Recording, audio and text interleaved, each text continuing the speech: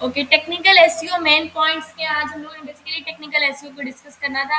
हम लोगों ने डिस्कस किया है सबसे पहले कि हमारे पास कैसे नीड सेलेक्ट करते हैं, उसके लिए कीवर्ड सर्च करते हैं। देन हम ऑन पेज एसईओ किस तरीके से करते हैं, ऑफ पेज एसईओ का थोड़ा सा देखा था। देन हम लोगों ने देखा कि अपनी वेबसाइट की स्पीड ऑप्टिमाइजेशन किस तरह करते हैं। टेक्निकल एसईओ के अंदर main point website speed optimization का भी आता है, ठीक है। इसीलिए हमने उसको पहले अलग से वेबसाइट स्पीड ऑप्टिमाइजेशन देख ली थी एक अलग सेक्शन में कि हम किस तरीके से स्पीड को ऑप्टिमाइज करते हैं। तो टेक्निकल एसईओ के कुछ मेन पॉइंट्स हैं काफ़ी सारे, जिनमें से मैंने कुछ लिस्ट डाउन किए हैं 8 पॉइंट्स, जिनमें से टॉप पॉइंट में आ रहा है website speed. First point is website speed. हमारी वेबसाइट स्पीड ऑप्टिमाइजेशन होनी चाहिए in terms of technical SEO, ठीक है। हम स्पीड को ऑप्टिमाइज करते हैं, जो हमने लास्ट क्लास में देखा था कि स्पीड को ऑप्टिमाइज करने का क्या तरीका है, हम स्पीड कैसे वेबसाइट की सेट करते हैं। देन नेक्स्ट स्टेप आता है search engine can crawl, index and access, ठीक है। ये तीनों टर्म्स है, ठीक है, जो कि हम यूज करते हैं, ठीक है। सर्च इंजन जो है वो बेसिकली जब हमारा सर्च इंजन क्रॉल करेगा तभी वो हमारी वेबसाइट को इंडेक्स कर पाएगा और एक्सेस कर पाएगा, अदरवाइज वो इंडेक्स और एक्सेस नहीं कर पाएगा। तो crawling is very important. Crawl का मतलब है डाटा रीड करना, उसको स्कैन करना, रीड करना प्रॉपर डाटा को। तो वो हमारे डाटा को जब क्रॉल करेगा देन वो उसको इंडेक्स और एक्सेस कर सकता है। और index very is very important कि हमारी साइट इंडेक्स हो। जब हमारी वेबसाइट इंडेक्स होगी वो तभी उसको रैंक कर पाएगा, तभी उसको रैंकिंग देगा, अदरवाइज नहीं दे सकता। Third point is robots.txt file, ठीक है।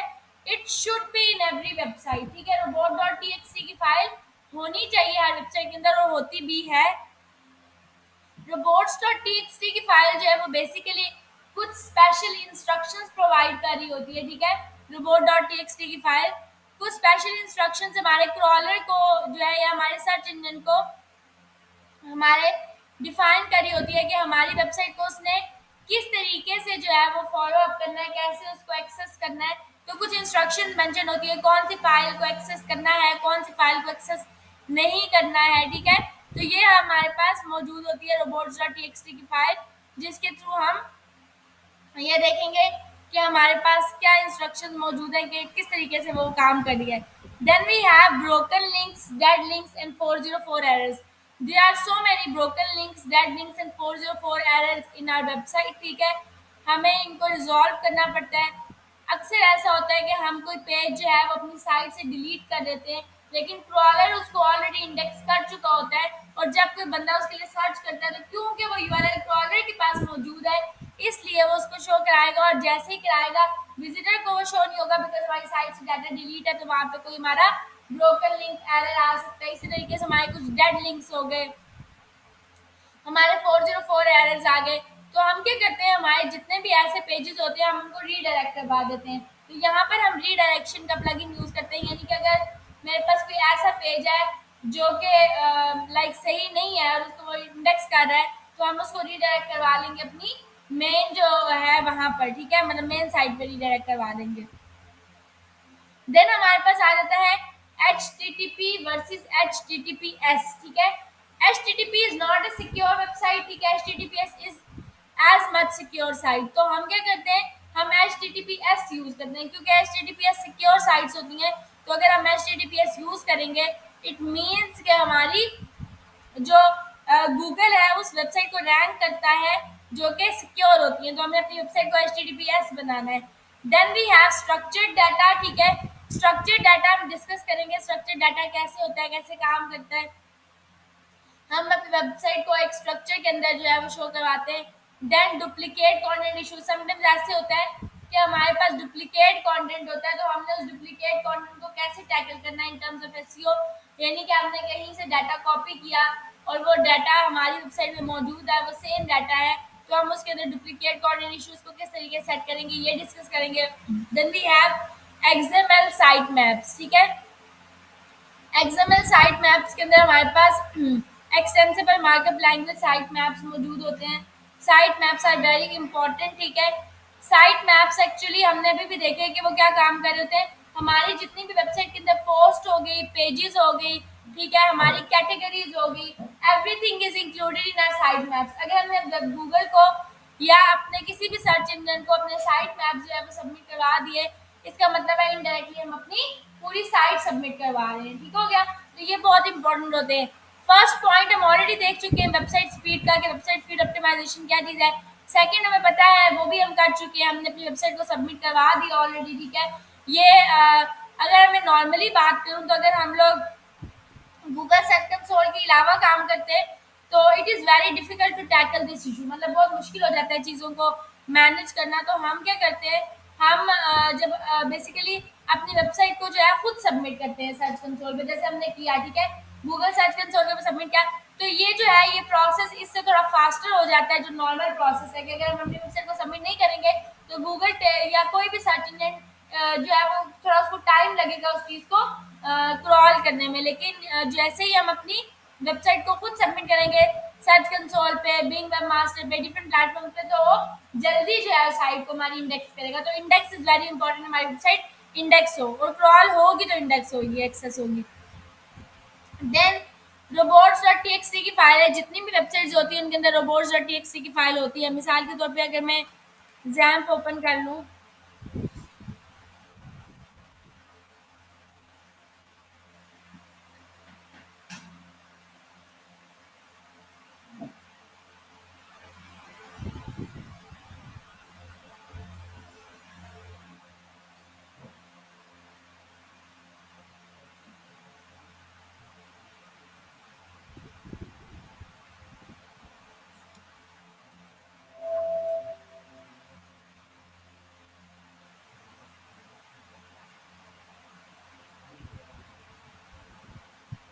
ओके फॉर एग्जांपल हमारे पास ये साइट्स है, तो अगर मैं इसके साथ ही स्लैश लगा के लिख दूँ robots.txt,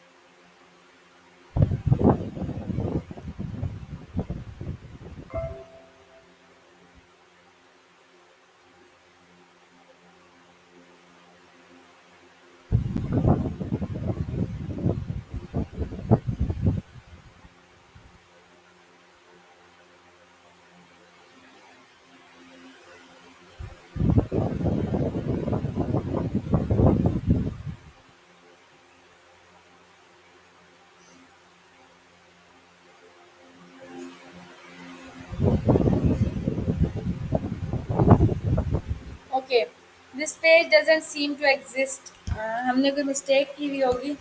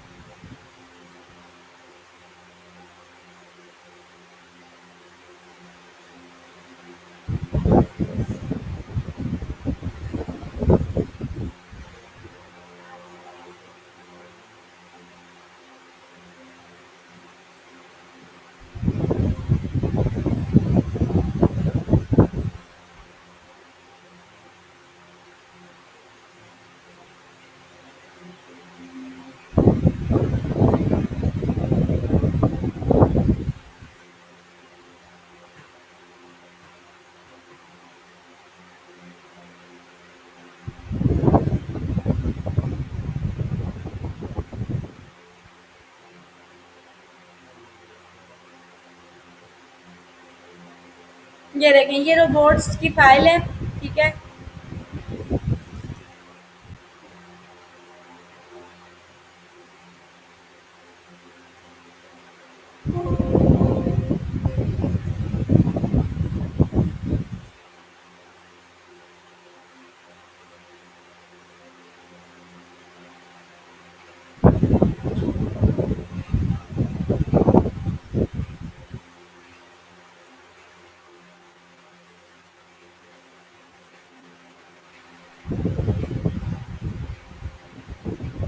ओके, यहाँ पर मेरे पास एक एप्लीकेशन है, ठीक है।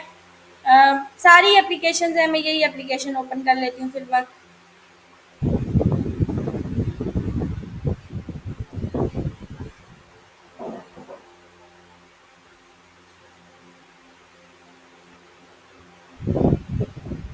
ओके, आप देखेंगे जैसे मैं इसको ओपन करूँगी, यहाँ पर मेरे पास सोर्स है, पब्लिक है। पब्लिक के अंदर यहाँ पर आपको नज़र आ रहा है robots.txt की फाइल है, ठीक है। तो ये एक वेबसाइट है, इसके अंदर जो मैंने क्रिएट की है, ठीक है, रिएक्ट के थ्रू, लेकिन इसके अंदर भी आपको robots.txt की फाइल मिली है। जैसे यहाँ पर आपको मिल रही है, ऐसे ही हर जगह के ऊपर, हर वेबसाइट के अंदर आपके पास robots.txt की फाइल मौजूद होती है, समझ आ रही है। तो हमारे पास हर वेबसाइट के अंदर मौजूद होती है robots.txt की फाइल। और ये इसका लिंक है, ठीक है, जो कि आपको मौजूद मतलब नज़र आ रहा है। अगर मैं फॉलो लिंक पे क्लिक करूँ, ओपन,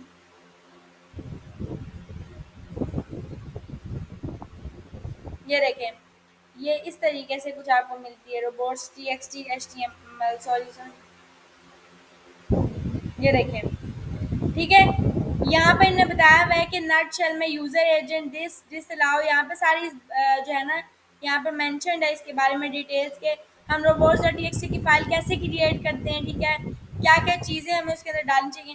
तो ये आपको बिल्ड इन मिलती है हर वेबसाइट के अंदर। वैसे ही आपको इतनी कम्प्लेक्सिटी की ज़रूरत नहीं है कि आप समझें कि इसमें क्या क्या चीज़ें हमें डालनी है, क्या चीज़ें नहीं, ये आपको मिलेगी। अब यहाँ पर आपको इस फाइल के अंदर एक चीज़ नज़र आ रही है, यहाँ पर लिखा हुआ है यूज़र एजेंट स्टैटिक। इस दिस टैरिक मीन्स कि ये सारा का सारा डाटा क्रॉल करेगी। अब इस वेबसाइट के अंदर बहुत सारी चीज़ें ऐसी मौजूद है, मिसाल के तौर पे मैं बात करूँ नोड मॉड्यूल्स की। नोड मॉड्यूल्स मेरे पास ज़रूरी है, मेरी मतलब ये कह लें कि जैसे पैकेजेस है मैंने इंस्टॉल किए, जैसे हम बूटस्ट्रैप इंस्टॉल करते हैं तो वो एक मॉड्यूल है, ठीक है। तो अगर मैं बूटस्ट्रैप की इंस्टॉलेशन है जो मैंने किया है, वो फोल्डर यहाँ पे पड़ा हुआ है, तो क्रॉलर को ज़रूरत नहीं है, नीड नहीं है कि वो मेरे बूटस्ट्रैप के फोल्डर को एक्सेस करे। उसको क्या नीड है कि वो मेरी ये app.js की फाइल को रीड करे, मेरी index.js को रीड करे या क्रॉल करे, यानी कि जो उसकी मैं उसको जो स्पेसिफिकली पेजेस प्रोवाइड करना चाहती हूँ सिर्फ उन्हीं को एक्सेस करे। ज़रूरत नहीं है उसको ये सारे पैकेज जेसन को, ये सेटअप टेस्ट को, मतलब ये जो एक्स्ट्रा पैकेजेस वगैरह इनको क्रॉल करने की ज़रूरत नहीं है। तो ये मैं इसको बताऊंगी आप इंस्ट्रक्शंस के थ्रू, मैं इंस्ट्रक्शंस दूंगी robots.txt में कि क्या क्रॉल करना है और क्या नहीं करना है। तो यहाँ पर मैंने एक फाइल क्रिएट की है robots.txt की, ये मैं आपके साथ शेयर कर दूंगी। आपने सेम इंस्ट्रक्शंस प्रोवाइड करनी है अपनी वेबसाइट को, ठीक है। अगर मैं इसको ओपन कर लूँ, special in case of WordPress, ठीक है। तो वर्डप्रेस के अंदर देखें, ये जो CGI बिन का फोल्डर होता है, ठीक है, इसकी ज़रूरत नहीं है हमें कि ये इसको क्रॉल करें। फिर WP एडमिन के अंदर जो डाटा है, WP इंक्लूड्स में है, आर्किव्स में है, ऑथर में है, कमेंट्स हैं, फीडबैक्स हैं, ये सारी चीज़ें। तो मैं क्या कर रही हूँ, मैं उसको कह रही हूँ कि सब कुछ जो है उसको क्रॉल करो इंस्टेड ऑफ दीज थिंग्स, ठीक है। तो मैं उसको जो डिसअलाउ करूँगी इसको क्रॉल नहीं करेगा। तो हमने क्या करना है, हमने जो ओरिजिनल हमारी robots.txt की फाइल मौजूद होती है वेबसाइट के अंदर, उसको रिप्लेस करना है विद दिस फाइल, समझ आ रही है। तो उसको हम रिमूव करेंगे, इसको उसके साथ अपडेट करेंगे, और यहाँ पर आकर आपने अपनी वेबसाइट का यूआरएल देना होता है। मेरी वेबसाइट का यूआरएल ये है, समझ आ रही है। आपने अपनी वेबसाइट का यूआरएल और देना है, जो आपकी वेबसाइट का यूआरएल है वो। तो यहाँ पर आके हम अपने साइट मैप्स जो है उनको भी देंगे। यहाँ पे मैंने अपने साइट मैप्स जो है वो सबमिट कर दिए कि मेरे साइट मैप्स को करे, इंडेक्स करे। जैसे ही मेरे साइट मैप को इंडेक्स करेगा या क्रॉल करेगा, उसको सारी इंपॉर्टेंट चीज़ें जो है वो मिल जाएंगी। तो आपने इसको रिप्लेस करना है अपनी वेबसाइट के साथ, ठीक है। मिसाल के तौर पे मैं जाकर अगर अपनी वेबसाइट के साथ डालूँ,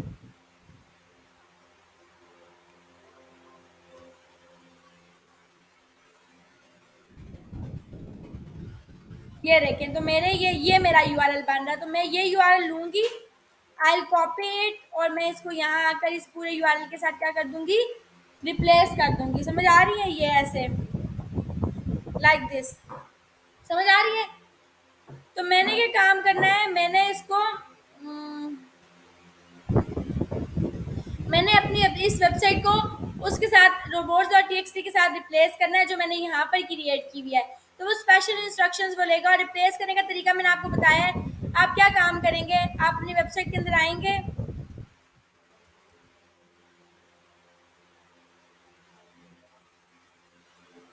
वेबसाइट के अंदर आने के बाद आपने फाइल मैनेजर इंस्टॉल करना है।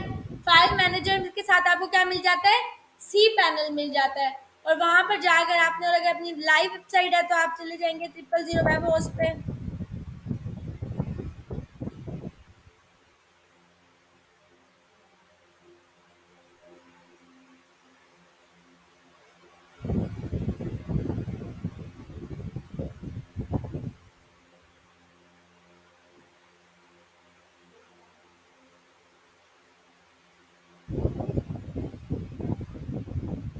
ठीक हो गया। यहाँ पर आके आपने प्लग इन करना है नया, अगर आप इसका सी पैनल एक्सेस करना चाहते हैं तब। यहाँ पे आके आप फाइल मैनेजर ले लेंगे,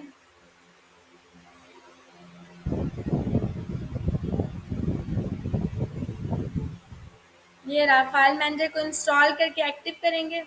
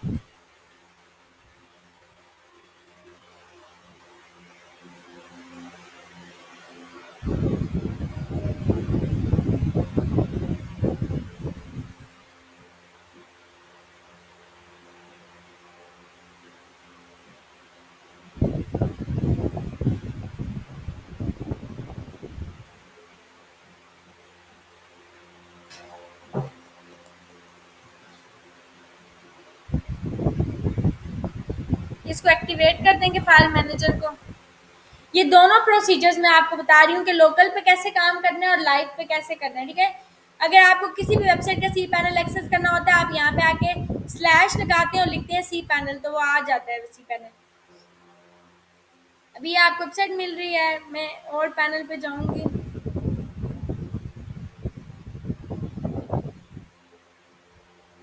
ये मेरे पास वेबसाइट का यूआरएल है, और मैनेज वेबसाइट में जाऊंगी। मैनेज वेबसाइट में आपको इसका सी पैनल मिल रहा है, और यहाँ पे इसका डैशबोर्ड मिलेगा, ठीक है। लिंक के साथ लगाएंगे। ये इसकी सेटिंग्स है, मैं अगर नीचे आ जाऊँ इसकी, ये इसके फाइल डैशबोर्ड में ही फाइल मैनेजर है। आप क्लिक करेंगे, ये देखें, यहाँ पर आप इजीली अपलोड कर सकते हैं फाइल्स, ये आपको ले जाएगा इसके फाइल मैनेजर पे। तो ये वो एरिया है जो इसके सी पैनल का एरिया है, ठीक है। आपके पास जितनी भी वेबसाइट्स होती हैं उनके सी पैनल्स मौजूद होते हैं। यहाँ पर मैं आ जाऊँ तो यहाँ पर मैंने प्लग इन कर लिया ये फाइल मैनेजर। मैं प्लग इन के थ्रू जाऊँ, प्लग इन के ऊपर क्लिक करूँगी तो मैं इसके खुद ही सी पैनल को एक्सेस कर सकती हूँ। ये देखें, ठीक है, वेरीफाई कर लें या जो भी करना है, ठीक है। यहाँ से आप इसकी, ये इसकी फाइल्स हैं, ये देखें सारी, नजर आ रहा है। यहाँ आके आप क्या करेंगे, वो फाइल अपलोड करेंगे जो मैंने आपको दी है। मैं आ जाती हूँ, मैं यहाँ आके इसको क्या कर लूँगी, अपलोड कर लूँगी। यहाँ पे ऑप्शन होगा अपलोड का,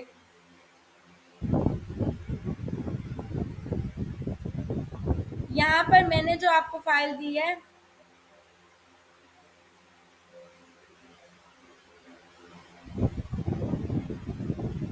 ये robots.txt फाइल जो मैंने आपको प्रोवाइड किया, आप इसको आके अपलोड करेंगे, वो वेरीफाई हो गया, अपलोड हो गई है, ठीक है। ये आ गई robots.txt की फाइल, समझ आ रही है। तो आपने ये फाइल इसको रिप्लेस करना ओरिजिनल के साथ। यहाँ पर भी हम आएंगे, ये हम पब्लिक HTML के अंदर आए, यहाँ आकर आपने robots.txt की फाइल को अपलोड करना है। तो यहाँ से हमारे पास अपलोड फाइल्स का ऑप्शन होता है, ये वो डिलीट करेंगे, हाँ होती है मौजूद ऐसे, ठीक है। अगर आपको मिल जाती है वेल एंड गुड, नहीं मिलती फिर आप अपलोड करोगे, लेकिन मिल जाती है, यूजुअली साइट्स में मौजूद होती है, ठीक है। आपने पहले चेक कर लेना है कि मौजूद है या नहीं। अब यहाँ पर जैसे मुझे नहीं मिली थी तो मैंने अपलोड कर दिया वैसे, ठीक है। लेकिन यह है कि आपने, अगर आपको मिलती है तो फिर आप वो करेंगे।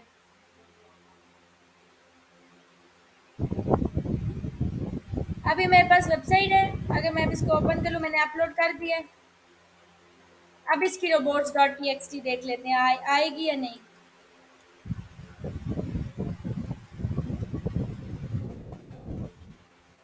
ये आ गई है ना।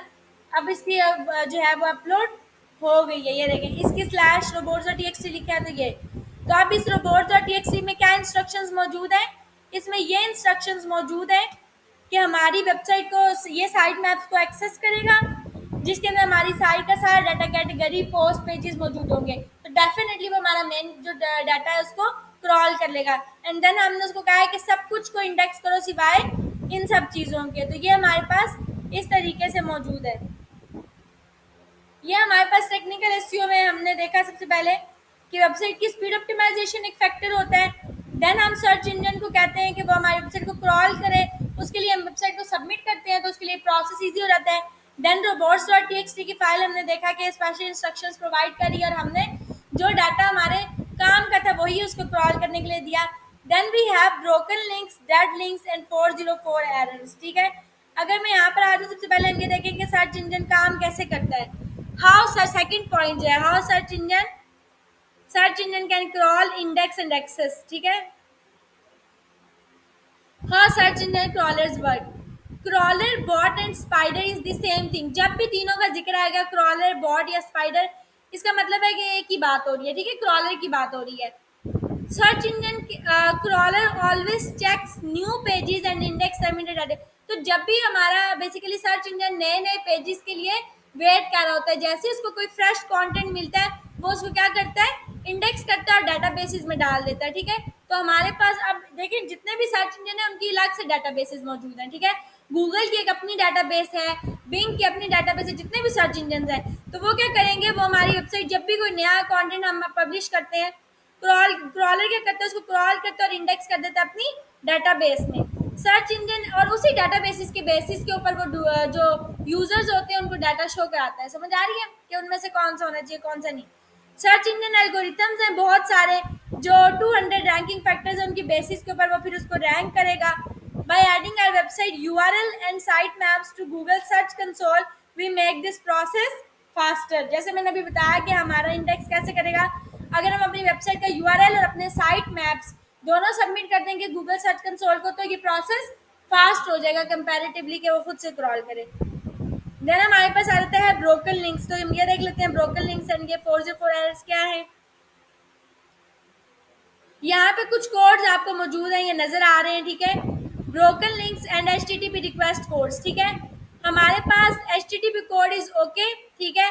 अगर हमारा HTTP कोड ओके होता है तो क्या आता है, 200 एरर आता है, ये एरर आता है 200 एरर का मतलब ये है। 301 एरर आए तो इसका मतलब है कि पेज परमानेंटली रीडायरेक्ट हो गया, ठीक है। परमानेंटली रीडायरेक्ट का मतलब क्या है कि मैंने, मेरा एक पेज था जो मैंने डिलीट कर दिया, लेट्स से, ठीक है। फॉर एग्जांपल मैंने अबाउट का पेज डिलीट कर दिया है, मैं क्या करूंगी, जो मेरे अबाउट का पेज डिलीटेड है मैं उसको रीडायरेक्ट करवा दूंगी। अगर कोई बंदा मेरे उस पेज को विजिट करता है तो वो पेज रीडायरेक्ट हो जाए, उसको किधर ले जाए, मेरे होम पेज पे या किसी भी पेज पे, ठीक है, जिस पे मैं लेके जाना चाहती हूँ। तो रीडायरेक्टेड का मतलब ये है कि एक जगह से उसको दूसरी जगह भेज देना। 302 एरर आता है, इसका मतलब होता है कि पेज टेम्परेरी रीडायरेक्ट हुआ है, ठीक है। 404 एरर आता है तो पेज नॉट फाउंड, अक्सर पेज नहीं मिलता तो ये एरर आ जाता है। 4043 का मतलब है कि फॉरबिडन है, मना किया गया है। 410 का मतलब है पेज गॉन। ये कुछ एरर्स हैं जो कि आपको यहाँ पे मिल रहे हैं, ठीक है। सर्विस इज अनअवेलेबल, तो ये कुछ इश्यूज आते हैं जो कि हमारे पास HTTPS रिक्वेस्ट कोड्स होते हैं, ठीक है। जब हम SEO कर रहे होते हैं तो ये आते हैं। हम अपने ब्रोकन लिंक्स को कैसे चेक करेंगे कि हमारे ब्रोकन लिंक हैं कौन कौन से, मतलब हमें कैसे पता चलेगा कि हमारी वेबसाइट में कौन सा लिंक है जो ब्रोकन है, कौन सा है जो 404 एरर है। तो we have a tool for that purpose, ठीक है। डेड लिंक चेकर, मैं इसके ऊपर क्लिक करूंगी तो मैं मेरे पास एक टूल ओपन हो जाएगा। उस टूल के अंदर मैं जाके अपनी वेबसाइट का URL डालूंगी और वो मुझे बता देगा कि मेरी वेबसाइट में क्या ब्रोकन है और क्या नहीं है।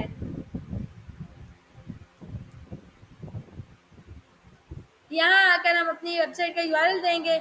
फॉर एग्जांपल फिल वक्त में दे देती हूँ, कोई भी वेबसाइट का दे देती हूँ।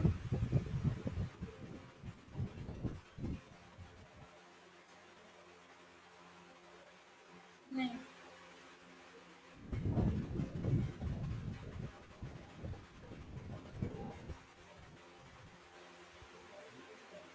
ये एक वेबसाइट है, मैं इसका कॉपी कर लेती हूँ। अभी फिल वक्त आप चेक कर लें, बल्कि मेरे पास लाइव साइट है ना 000 शूज़ के रिलेटेड, ये है, ये वेबसाइट है, ठीक है। चलें इसके ब्रोकन लिंक चेक कर लेते हैं।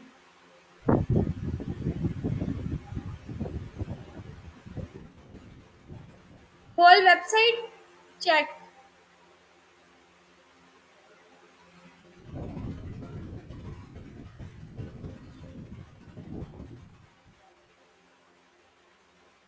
ये आप चेक कर रहे हैं, देखें ये एरर आ गया 500 इंटरनल सर्वर एरर, ये आ गया। स्कैन कंप्लीटेड वन एरर, तो इसके अंदर सिर्फ क्या आ रहा है, वन एरर आ रहा है जिसका URL ये और ये आ रहा है, ठीक है। इसका एरर, अगर मैं इसके अलावा कोई वेबसाइट ओपन करूं मिसाल के तौर पे, जैसे मैंने अभी वो ट्रैवल की साइट ओपन की थी, ट्रैवल एजेंसी,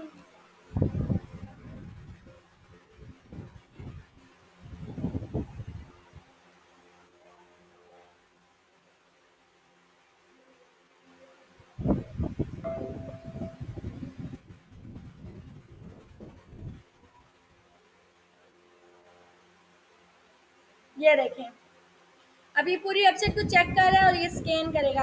ये आपको ये बता देगा कि कौन कौन से इसमें एरर्स आ रहे हैं, कौन कौन से इश्यूज हैं।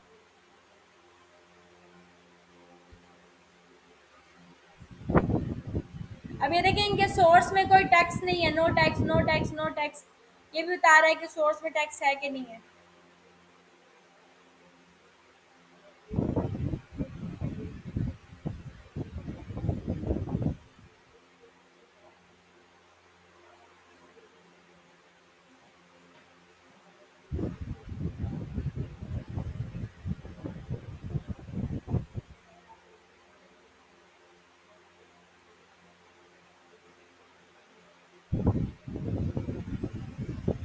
ये देखें यहाँ पे ये इतने सारे एरर्स आ रहे हैं, खाली 403 फॉरबिडन एरर कितने ज़्यादा आ रहे हैं। ये उनका URL है, ये वो लिंक है जिसके ऊपर ये एरर आ रहा है। मैं इसको क्लिक कर लूँ तो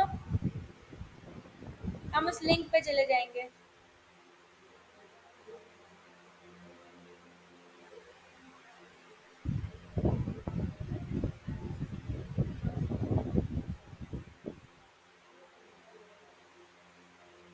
ये देखें स्कैन कंप्लीट विद 111 एरर्स, तो इस वेबसाइट के अंदर कितने एरर्स हैं, उस टोटल 295 यूआरएल्स थे, उसने 295 यूआरएल 295 यूआरएल जो है उनको स्कैन किया है और स्कैन करके ये बताया है कि टोटल 111 जो है इसके अंदर एरर्स हैं। समझ आ रही है, तो यानी ऑलमोस्ट इसके 40% तो एरर्स हैं साइट के अंदर, ठीक है।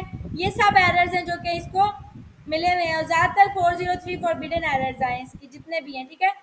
हम क्या करेंगे, और ये इसके URL के साथ मेंशन है, तो ये हमें क्लियर करने पड़ते हैं कि हमारा कोई एरर ना आए। ये साइट थी जिसके अंदर जो जिस URL पे एरर आ रहा था, तो हमने इनको अगर रिमूव करना है, हमारे पास डिफरेंट ऑप्शन है। लाइक अगर हम बात करें,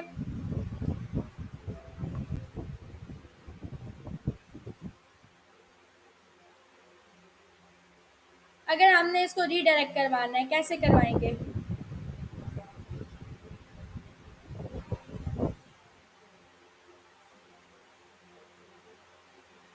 आएंगे प्लगइन्स के ऊपर, ऐड करेंगे प्लगइन।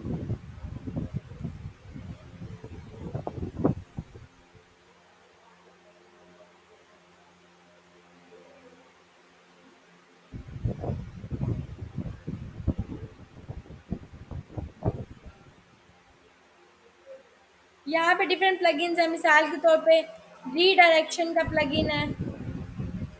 ये क्या करेगा, हमारे जो यूआरएल है उसको रीडायरेक्ट करवा देगा। ये देखें, ये प्लगइन है, हम इसको इंस्टॉल करके एक्टिव कर सकते हैं। Manage 301 redirects, track 404 errors and improve your site. No knowledge of Apache or Nginx required.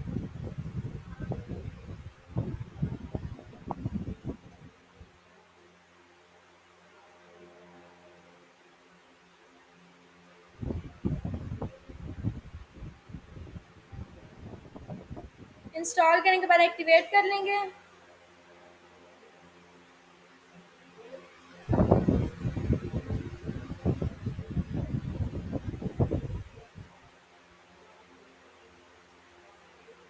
ये हम आ गए रीडायरेक्शन प्लगइन के अंदर। ये प्लगइन है, हम इसकी सेटिंग्स में जाएंगे। ये यहाँ पे आ रहा है सोर्स यूआरएल। सोर्स यूआरएल में ने बताया भी है कि आपका जो पुराना यूआरएल है, ठीक है, वो हम यहाँ डालेंगे, यानी कि जो हमारा यूआरएल है जिसको हम चेंज करना चाहते हैं। टारगेट यूआरएल हमारा नया यूआरएल है। तो लेट्स से हमारे पास पहला कोई अबाउट का पेज पड़ा हुआ था, वो मैंने डिलीट कर दिया, तो वो मैं यहाँ डालूंगी उसका यूआरएल, और नया यूआरएल जो बनाया वो यहाँ पे डालूंगी। मतलब हमारा पहला यूआरएल और हम उसको किसके साथ चेंज करना चाहते हैं, ठीक है। तो यहाँ पे हम वो करके स्टार्ट सेटअप करके वो कर लेंगे, सेट कर लेंगे। तो ये हमारे पास रीडायरेक्शन का तरीका होता है। उसके बाद हम आ जाते हैं, डिफरेंट प्लगइन्स है हमारे पास और भी, लाइक अगर मैं ऐड न्यू पे आऊँ, अगर हमारे पास कोई पेज जो है वो उसके अंदर 404 एरर है, तो हम एक स्पेसिफिकली पेज बनाते हैं उसके लिए। यहाँ पे हमारे पास 404,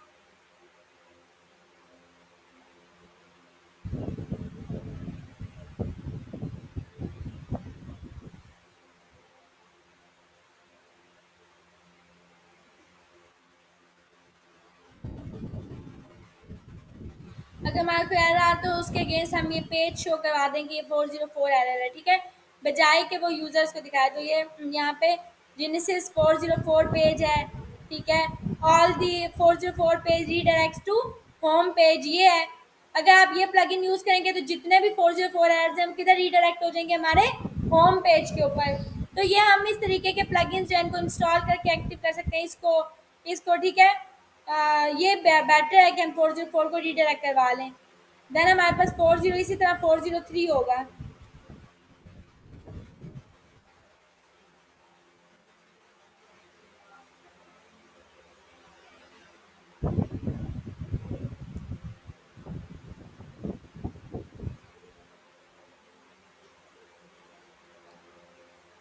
ये देखें, custom error page, create custom 401 and 403 error pages, ठीक है। तो यहाँ पे हमें इस तरीके से डिफरेंट प्लगइन्स वगैरह मिलते हैं जिनके थ्रू हम क्या करेंगे, इसको टैकल करेंगे और हम अपने एरर्स को खुद जाके देखेंगे कि हमारे मसला क्या आ रहा है, ठीक है, कहाँ हमारा लिंक ब्रोकन हुआ है, कहाँ पे डेड लिंक आ रहा है, तो ये रिमूव करना है। देन HTTP वर्सेस HTTPS, तो ये ऑलरेडी मैंने आपको बताया था कि हम क्या करेंगे, प्लगइन इंस्टॉल करते हैं। HTTPS के लिए क्या प्लगइन यूज करते हैं, हाँ, रियली सिंपल SSL, ये जाएंगे और जाकर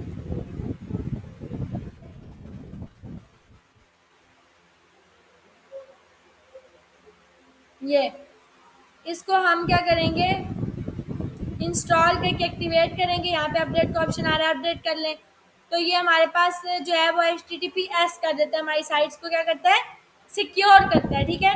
ये हमने प्लग इन कर लेना है HTTPS के लिए।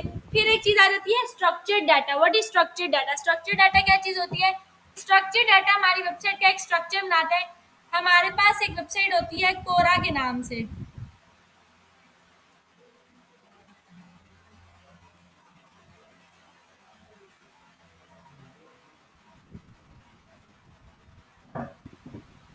कोरा वेबसाइट जो है ये हमारे डिफरेंट जो सर्च इंजन हैं जैसे गूगल हो गया, बिंग हो गया, इन सब ने मिलकर जो है वो इस वेबसाइट को क्रिएट किया, ठीक है।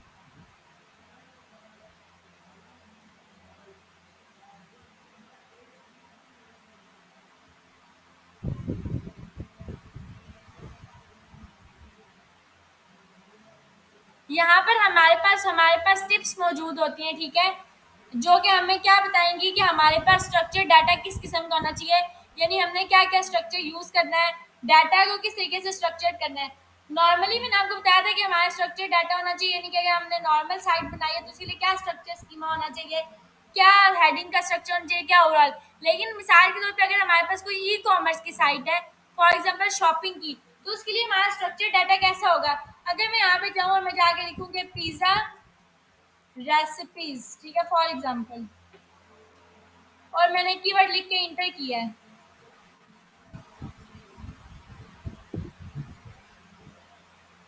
नीचे आऊंगी, ये देखें, this is my structure schema, ये नजर आ रहा है। क्या किया उसने, स्पेसिफिकली मेरे सबसे पहले टाइटल लिया है, ठीक है, मेरी कैटेगरी ली है, मेरी रेटिंग्स, मेरे टाइम और मेरी डिस्क्रिप्शन, समझ आ रही है। तो ये एक स्ट्रक्चर्ड स्कीमा है specially for e commerce sites, ठीक है। हम इस तरीके से अपने डाटा को स्ट्रक्चर्ड करते हैं, समझ आ गई है। जैसे ये हमारे पास एक स्ट्रक्चर बना हुआ है, इसी तरीके से हम यहाँ पर लिखें ब्रशेज या कुछ भी लेट से लिखते हैं, तो उसके अगेंस्ट हमें इस तरीके से जो ई कॉमर्स साइट होती है वो कुछ ना कुछ स्ट्रक्चर बताती है, तो हमने ऐसा ही स्ट्रक्चर मेंटेन करना है, ठीक है। उसके लिए हम क्या काम करेंगे, अगर हमारी साइट मौजूद है, हम चेक करना चाहते हैं कि क्या वो है या नहीं है स्ट्रक्चर, तो हम जाएंगे Google structure data testing tool, ठीक है, हम इस पर जाएंगे, ये रहा schema markup testing ये,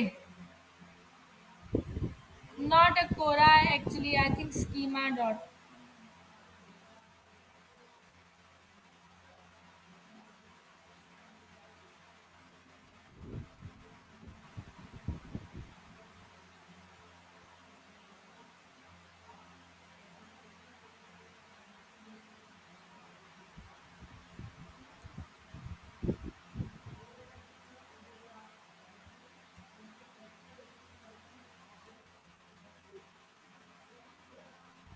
ये है schema dot org, ये schema नहीं है, scheme आ गया, एक मिनट,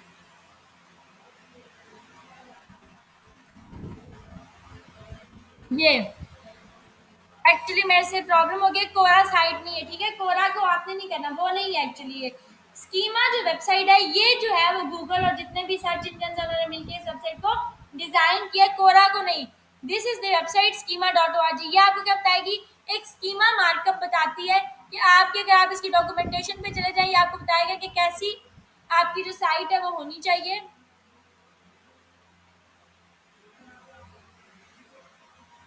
नहीं आ रहा इंटरनेट,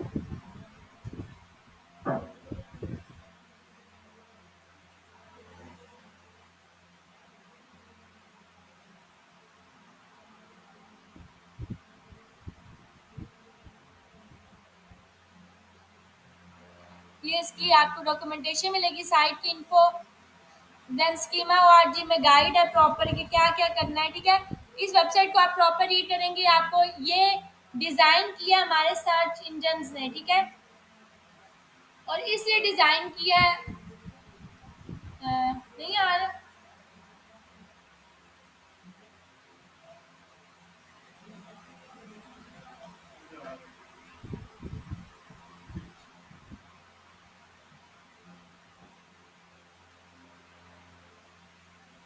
सुरेश उमर के साथ चले जाएं थोड़ा सा,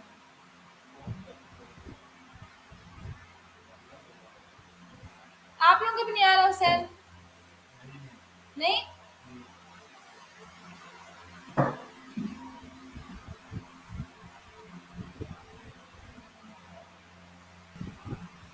ओके। तो मैं ये इस वेबसाइट की बात कर रही थी कि कोरा की नहीं, ठीक है, वो बाय मिस्टेक में आपको बता दिया। Schema dot O R G is a website, ठीक है, यहाँ पर आप जाएंगे, आप इसकी डॉक्यूमेंटेशन रीड करें, सारा डाटा आपको इन्होंने बताया है, यहाँ पर इन्होंने बताई हुई है गाइडलाइंस कि हम एक स्ट्रक्चर डाटा कैसे यूज़ करते हैं, ठीक है।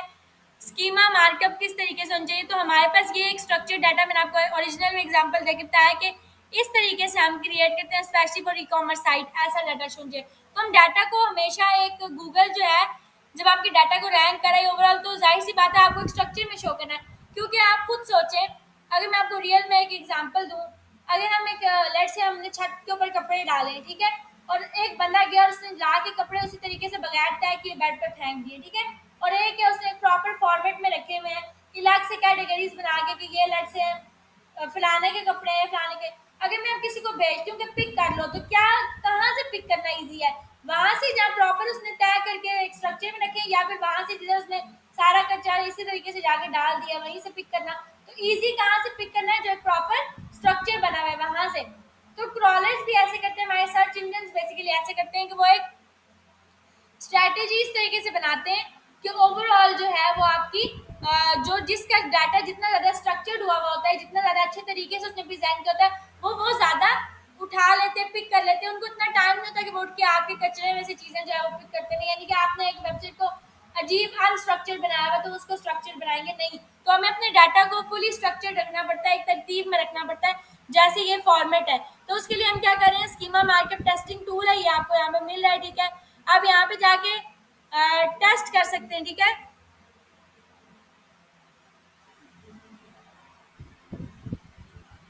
यहाँ जाके आप अपना यूआरएल डालेंगे, यूआरएल को टेस्ट करेंगे, ये आपको बता देगा कि आपकी डाटा स्ट्रक्चर्ड है या नहीं है। वो पता नहीं कौन सी साइज थी, शूज रिलेटेड कोई, आपकी साइट फिर उसके रिलेटेड होनी चाहिए। यूआरएल ये ले लेती हूँ, उसको टेस्ट कर लेती हूँ।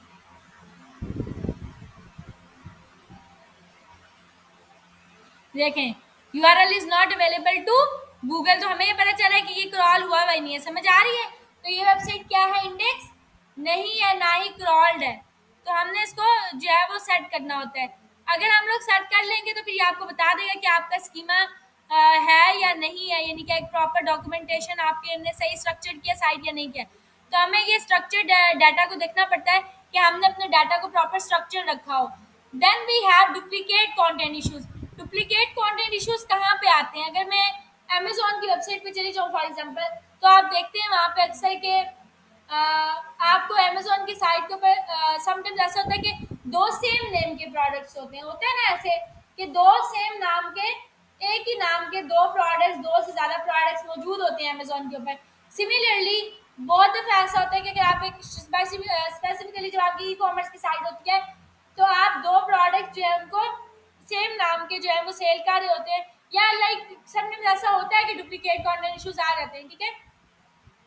तो आप इस चीज़ को किस तरीके से टैकल करेंगे, ठीक है। अगर आपके पास डुप्लीकेट कंटेंट आ गया इशू, तो आप इसको कैनोनिकल के थ्रू हैंडल करते हैं, ठीक है।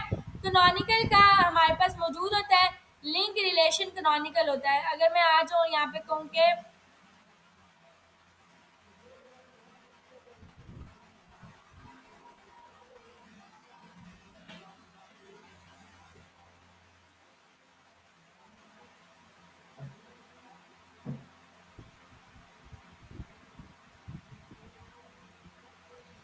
जब हमारे पास सेम दो जो है वो सेम जो है वो यूआरएल्स आ रहे होते हैं, यूआरएल तो हमारे सेम हो सकते हैं, दो सेम नेम्स आ रहे हैं प्रोडक्ट के, या लाइक कोई भी डुप्लीकेट कंटेंट इशू है, तो हमें अगर अपना वाला रैंक करवाना पड़ता है, तो हमें सर्च इंजन को बताना पड़ता है कि वी आर ओरिजिनल, और ये क्या है, कॉपी है। कैनोनिकल जब हम जिसकी तादाद करते हैं, मीन्स कि हम बता रहे हैं कि वी आर ओरिजिनल, दूसरे जो है वो कैनोनिकल है। तो हमें अगर अपने आप को ओरिजिनल शो करना है, तो हमें कैनोनिकल डालना पड़ता है। ये हम इस तरीके से देते हैं रिलेशन कैनोनिकल लिंक के टैग के अंदर, ये आ गया।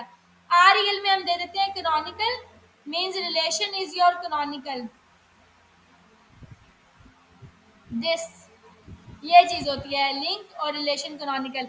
अगर मैं नॉर्मली आके लिखूँ, इन्होंने कोई टैग, ये दिस इज द टैग, ठीक है, ये टैग होता है फॉर कैनोनिकल। अब यहाँ पर क्या आ रहा है, मिसाल के तौर के ऊपर मैं चली जाती हूँ किसी भी वेबसाइट पे, अमेजोन पे ही चले जाते हैं,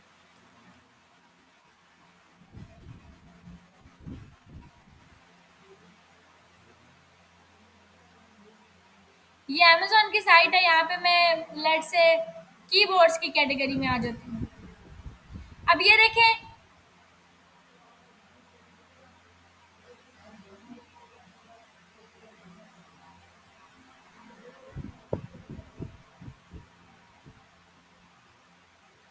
यहाँ पे आपको डिफरेंट प्रोडक्ट्स मिले हैं। मिसाल के तौर पे अगर आपने दो, ये लेट्स से ये दोनों सेम नेम के प्रोडक्ट्स हैं, ठीक है, फॉर एग्जांपल हम एज्यूम कर लेते हैं कि दोनों का नाम सेम है, लेकिन अगर मैं ओपन करूंगी तो ये तो आपको ही पता है कि दोनों के लिंक जो है वो अलग अलग होंगे, मतलब इसका लिंक अलग बनेगा और इसका लिंक क्या बनेगा, अलग बनेगा, यही बात है, ये लिंक अलग बनता है। तो हम क्या करेंगे, हम रिलेशन जब देते हैं, हम रिलेशन में कैनोनिकल देंगे कि हम ओरिजिनल हैं, और एचरेफ में आके अपना जो भी लिंक होगा वो दे देंगे, अपनी जो हमारी जो प्रोडक्ट है उसका लिंक दे देंगे। तो यहाँ पर इन्होंने क्या किया है कि जो ओरिजिनल था उन्होंने कहा कि मेरा लिंक ये है, तो अब हम ये ओरिजिनल बन गए और ये अल्टरनेट है, ठीक है, alternate in case of mobile version होता है, बस यही आपके पास होता है। तो कैनोनिकल हम यूज करते हैं। कैनोनिकल मींस कि अगर आप ये बताते हो कि हम ओरिजिनल है, दूसरे जर्नल ने कॉपी किया हमारा डाटा, तो ये हम हमारी कॉपी के लिए बेसिकली यूज होता है canonical.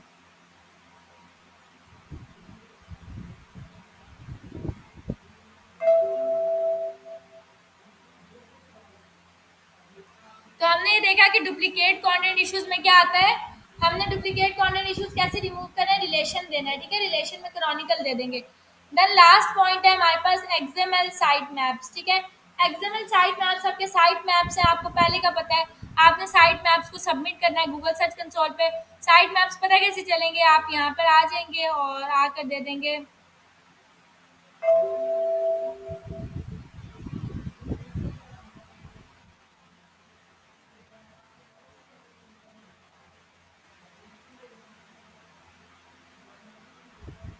Will come across dashboard, dashboard के अंदर आपके पास ये प्लगइन हुआ है योस्ट एसईओ। रैंक मैप के थ्रू मैंने आपको बताया था कि जब आप रैंक मैप पे क्लिक करते हैं तो यहीं पे आपको मिल जाता है, साइट मैप्स मिलता है ना। और अगर योस्ट के केस में आपने करना है तो योस्ट के केस में आप जाएंगे जनरल में,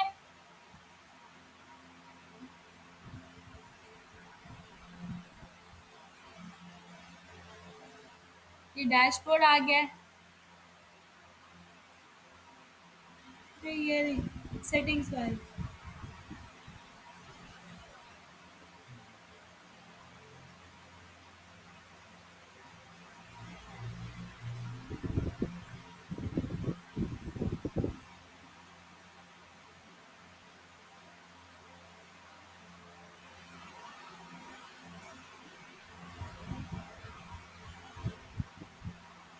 अच्छा, ये जो है आपको साइट के कनेक्शन, ये अगर आप करते हैं तो ये बहुत अच्छी एक ऑप्शन है।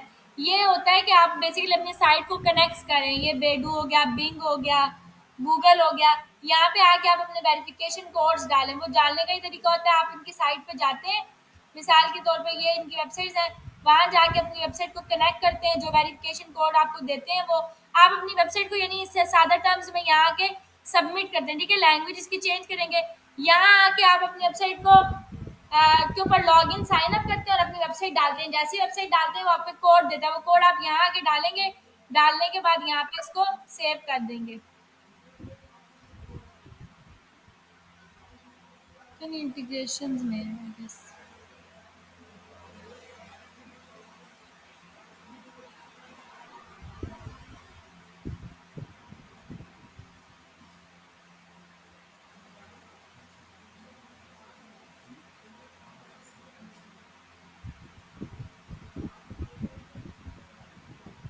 चल ने अपना योस्ट वालों ने थोड़ा सा अपना साइट का ये टूल जो है ना अपना, इसको थोड़ा सा चेंज कर दिया है आई गेस।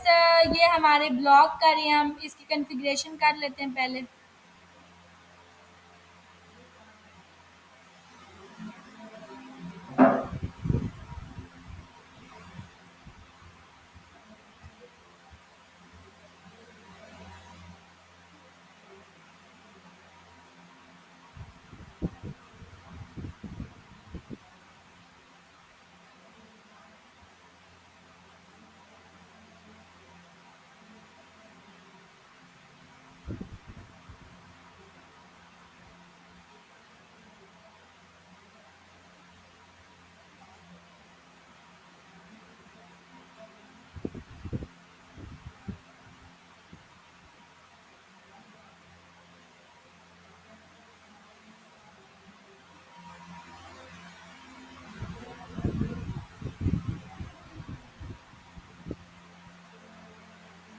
अच्छा, ये ब्लॉकिंग एक्सेस टू, ठीक है।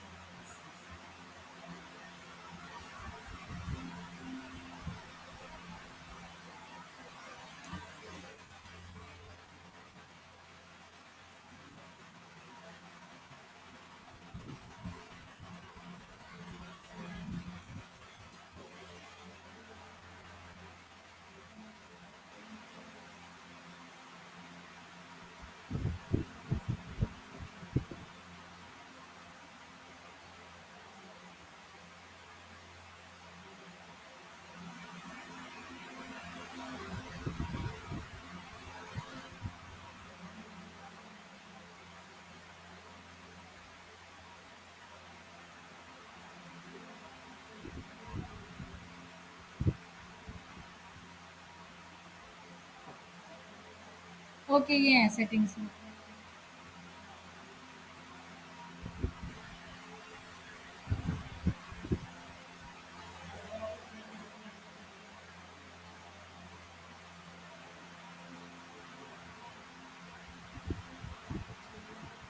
ये रहे, ठीक है। सेटिंग्स में ये आ रहे हैं एक्सएमएल साइट मैप्स, ठीक है। अगर आपने चेक करना है तो आप व्यू करेंगे साइट मैप, ये आगे, ठीक है। तो योस्ट के थ्रू भी आपको ऐसे ही मिलते हैं, ठीक है। यहाँ पर आपको यहाँ से मिलेंगे, या वैसे इनका यूआरएल सेम ही होता है। अगर आपको कभी नहीं भी मिले, आप स्लैश लगा के साइट मैप इंडेक्स और एक्सएमएल लिखें तो आपको मिल जाएंगे, ठीक है। लेकिन वैसे ही है कि आपको सेटिंग्स में मिलते हैं, यहाँ से आके ये सेटिंग्स है और ये आपके एक्सएमएल साइट मैप्स हैं। तो इस तरीके से आप साइट मैप्स को फाइंड कर सकते हो और वो आके आप सिंपल सबमिट कर दोगे अपने कंसोल पे, अपने अपनी जो है वो आपके पास जो रोबोट्स की फाइल है उसके अंदर, ठीक है। ओवरऑल आपने अपने साइट मैप्स को सबमिट कर देना है। तो यही आपके टेक्निकल एसईओ के मेन पॉइंट्स हैं, सब चीज़ों का ध्यान रखना है, बाकी कुछ भी नहीं है।